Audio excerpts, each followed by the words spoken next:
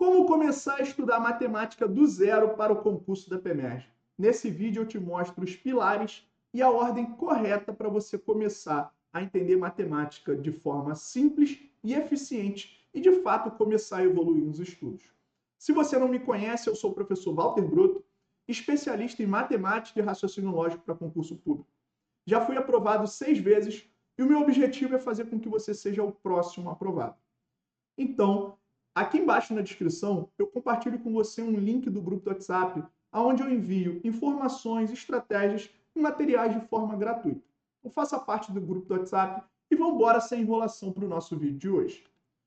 Como estudar matemática do zero? Bom, é importantíssimo você entender que a matemática, ela é um processo que vai se acumulando com o passar dos anos. Então, é fundamental que você volte na base. É fundamental que você priorize a sua base. Base, exatamente, o alicerce básico, as operações básicas, adição, subtração, multiplicação, divisão. Essas operações, elas parecem bobas, mas elas definem muitas vezes se você vai conseguir entender determinado assunto ou não. Números decimais, os números com vírgula, eles fazem muita diferença no processo do ensino e aprendizagem da matemática. Então, a base, ela deve ser priorizada. Mas antes da gente passar pela ordem correta dos estudos, eu quero te apresentar os pilares para aprovação.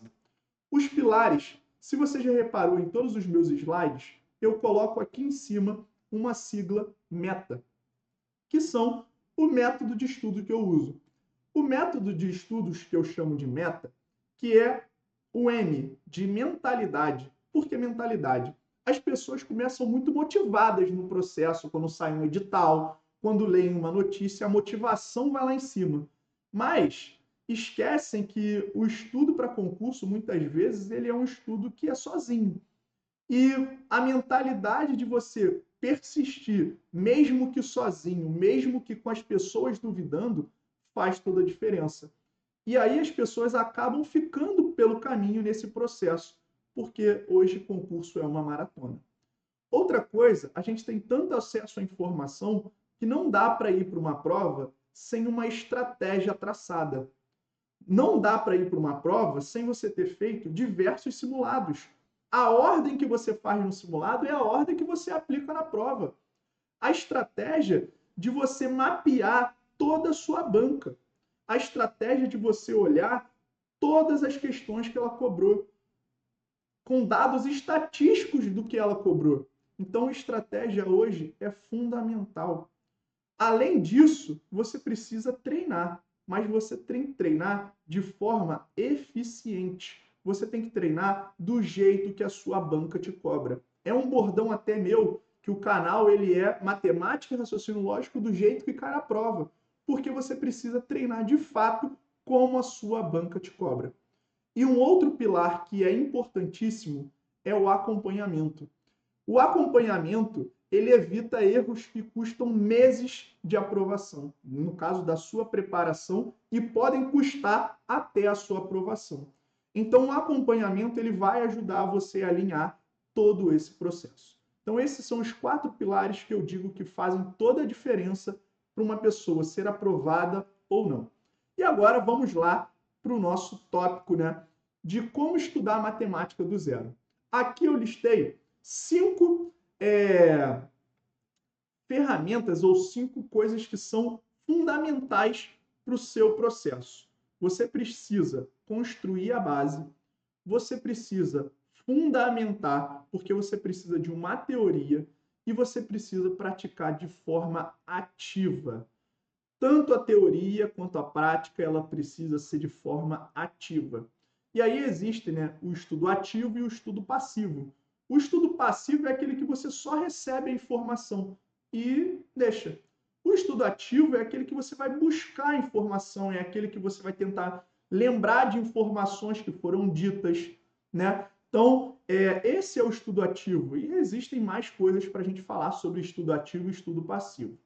Bom, exercícios por nível, porque não adianta nada você estar ali na fundamentação, você está na base ainda, e eu já te entregar um exercício num nível muito acima. Então é importante você ir construindo a base e você ganhando confiança nesse processo. Então exercícios nivelados, eles são fundamentais. Exercícios contextualizados, que muitas vezes é aonde a interpretação faz toda a diferença. Então, uma coisa é você ler um livro, né, e entender. Outra coisa é você ler um enunciado matemático e extrair informações daquele enunciado para o seu problema, para a sua resolução. Então, exercícios de matemática contextualizados fazem com que você melhore a sua interpretação. E outra coisa é que você precisa organizar a sua rotina. As pessoas querem estudar sempre no momento que der, mas é necessário você priorizar os estudos. Se você quer a sua aprovação, você precisa organizar a sua rotina para que o estudo se torne a sua prioridade. Então, organize a sua rotina e aí você, de fato, começa a entender o processo do que é estudar para concurso e você vai conseguir, de fato, evoluir em matemática.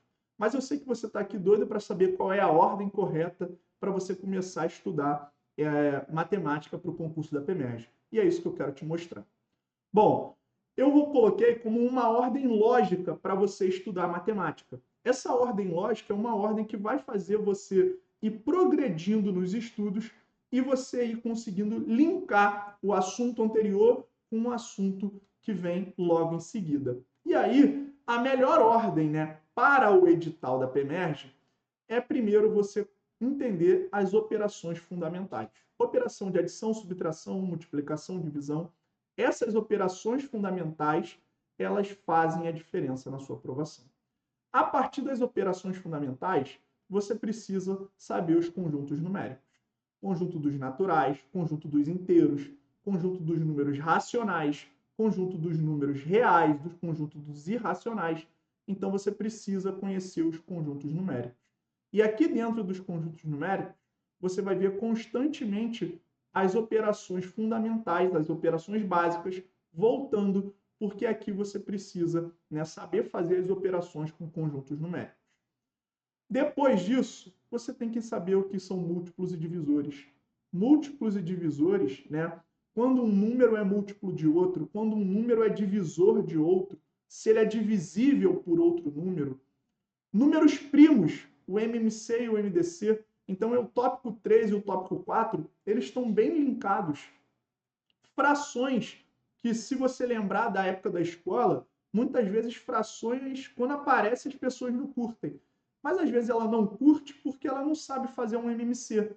Ela não curte porque ela não lembra o que são números primos. Então, frações, ela está diretamente ligada com números primos e com MMC. Além disso, números decimais. Os números aqui ficou um azinho a mais, né? Os números decimais, eles fazem toda a diferença, né? Fazer uma operação com o número 1,3, 1,4, dividir por 0,7, por exemplo. Então, fazer operações, operacionar os números decimais é fundamental. A relação do número decimal com as frações também é fundamental. Beleza? Porque fração e decimal, elas se relacionam. Tudo bem? Daí, você vai ver razão e proporção. Estudou razão e proporção? Regra de 3 simples. Porcentagem. Você consegue resolver problemas de porcentagem por regra de 3. Você consegue resolver porcentagem por razão e proporção. Sem conhecer porcentagem, sem saber fazer cálculos por porcentagem, você não consegue aprender juros. Então, saber isso é onde você começa a linkar os assuntos.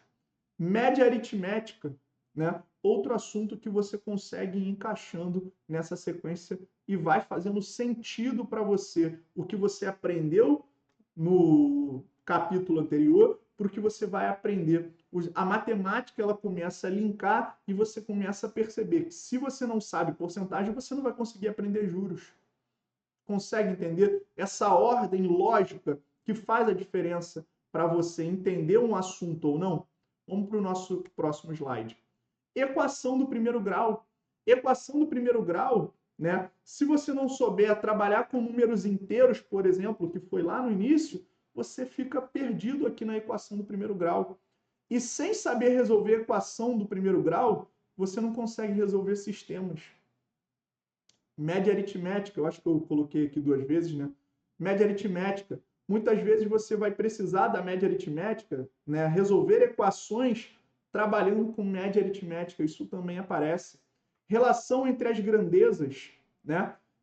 Hora, minuto, metro, centímetro, metro cúbico, decímetro cúbico. Então, essas relações entre as grandezas é importante.